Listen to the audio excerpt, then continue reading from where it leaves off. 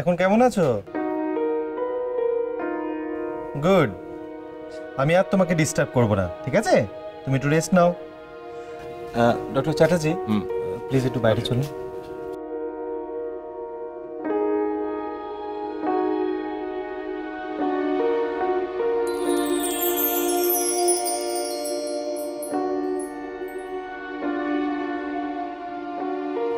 রাজ, তুমি একটু পরের কাছে থাকো, আমি আসছি।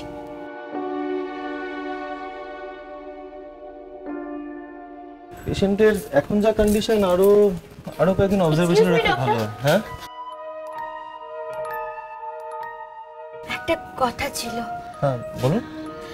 আসলে আপনি যদি পারমিশন দেন তাহলে আমরা আজকে পরীকে বাড়ি নিয়ে যেতে চাই। কটা দিন ও আমাদের সঙ্গে আনন্দে কাটাক, আমরা সেটাই চাই।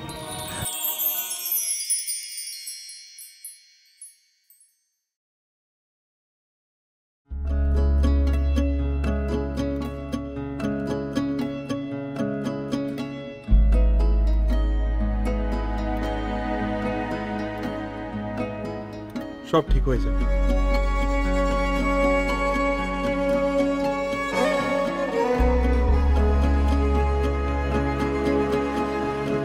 পেশেন্টের এখন যা কন্ডিশন, অন্তত আরো একটা দিন যদি আমরা হাসপাতালে রাখতে পারতাম ভালো হতো।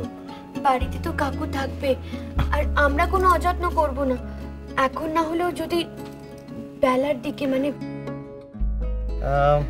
হ্যাঁ ঠিক আছে। ডক্টর চ্যাটার্জি আছেন, ওনার ভরসাতে ছাড়া যেতেই পারে। Thank you.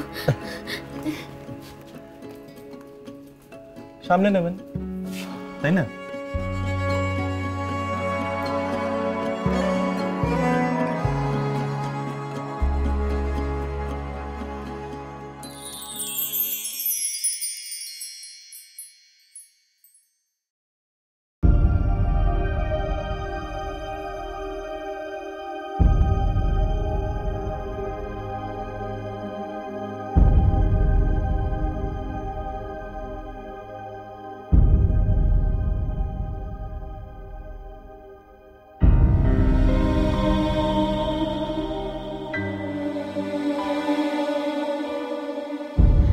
কোনো চিন্তা নেই পরি। ডক্টর সিনহা বলেছে তোমাকে আমরা বিকেলের মধ্যেই বাড়ি নিয়ে যেতে পারবো। তুমি এখন অনেক সুস্থ। কিন্তু বাড়িতেও দেখাশোনা ও ঠিকঠাক কেয়ার নেওয়া, এগুলো সব ডাক্তারিটা করার জন্য তো কাকু রয়েছে, আর আমরা সবাই মিলে ওর যত্নের কোনো ত্রুটি রাখবো না। তাছাড়া তুমি আছো কি করতে?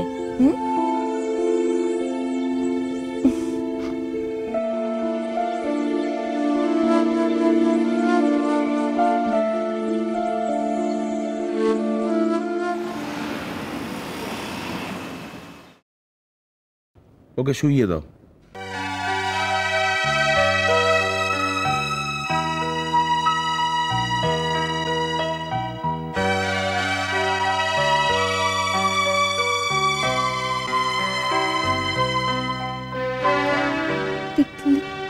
না,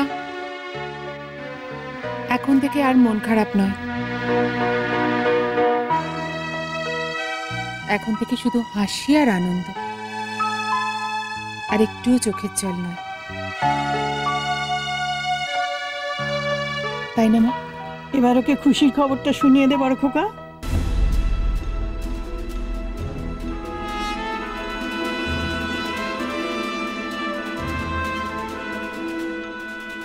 হ্যাঁ,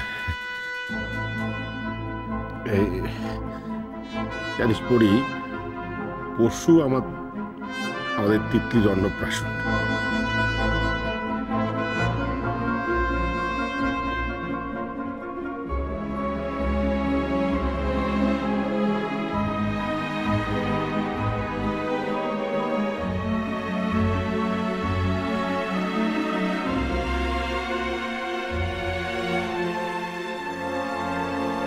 মা হিসেবে সমস্ত দায়িত্ব কিন্তু তোকে নিতে হবে।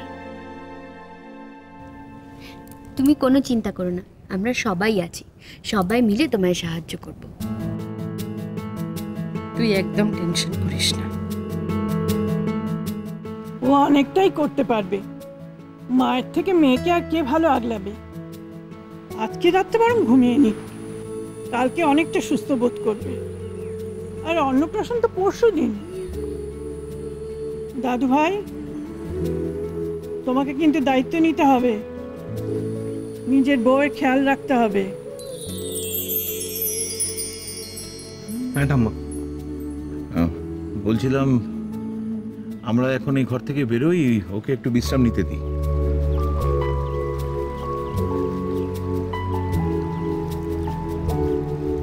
ঝিলিক, ওকে একটু শুইয়ে দাও না মা। চলো আমরা বেরোই, চলো।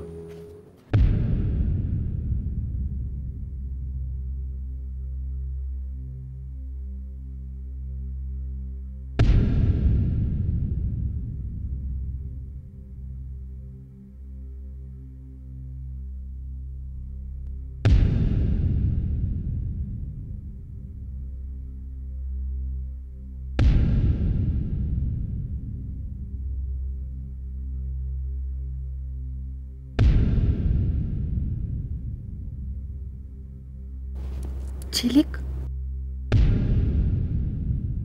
কিছু বলবে?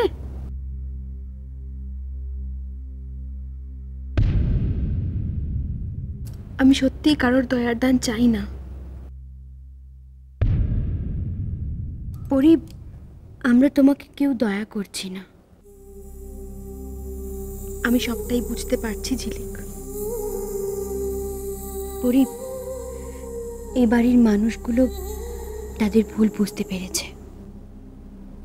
আমি জানি, তুমি তো জানো না, দাদু ঠাকুমা যা করছে সব মন থেকে করছে, আর এটাই তো ভালোবাসা পরি। তুমি আর এইসব নিয়ে মাথা ঘামিও না, একদম চিন্তা করো না। শুধু এইটা ভাবো আমরা তিতলির অন্নপ্রাশনে কতটা মজা করতে পারি। কেমন? এখন একটু রেস্ট নাও।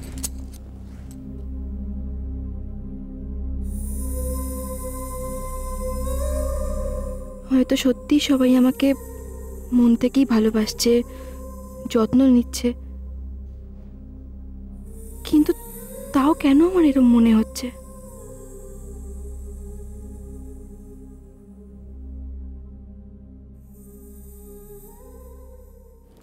মা, ফর্দ মিলিয়ে সব জিনিস কেনা হয়ে গেছে। যাক, একটা বড় কাজ সারা হলো। হ্যাঁ। ওমা দিদি ভাই, কি করছো তোমরা এত গয়নাগাটি নিয়ে? ওই তিতলিকে কালকে আশীর্বাদ করব, কোন গয়নাটা দিয়ে করব না করব সেসব দেখছিলাম। তুমি এই গয়নাটা দেবে তিতলিকে? দেখি। বাবা, খুব সুন্দর হয়েছে তাই না? হ্যাঁ হ্যাঁ, খুব সুন্দর হয়েছে গো। আমি কি দেব?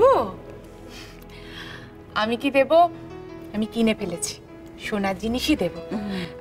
এই তো বাইরে থেকে ঘুরে এলাম, একটু রেস্ট নি, তারপর দেখাচ্ছি তোমাদের। তোর মুখটা এরকম শুকনো লাগছে কেন প্রতিমা?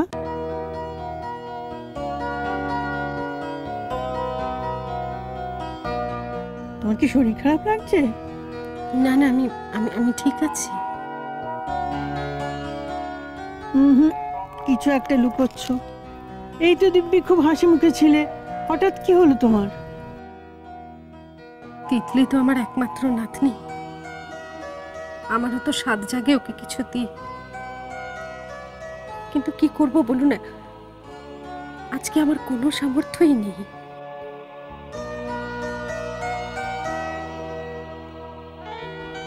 মা, তোমার আশীর্বাদই তিতলির জন্য অনেক,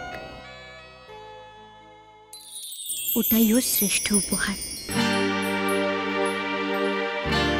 ঠিক বলেছে ঝিলিক। ছোট বৌমা, তুমি একটা কাজ করো তো, ওই ফর্দগুলো মিলিয়ে একবার দেখে নাও সব জিনিস এসেছে নাকি আবার কিছু বাদ পড়ে গেছে। আমি বরং যাই, পরীর খাবারটা রেডি করতে হবে।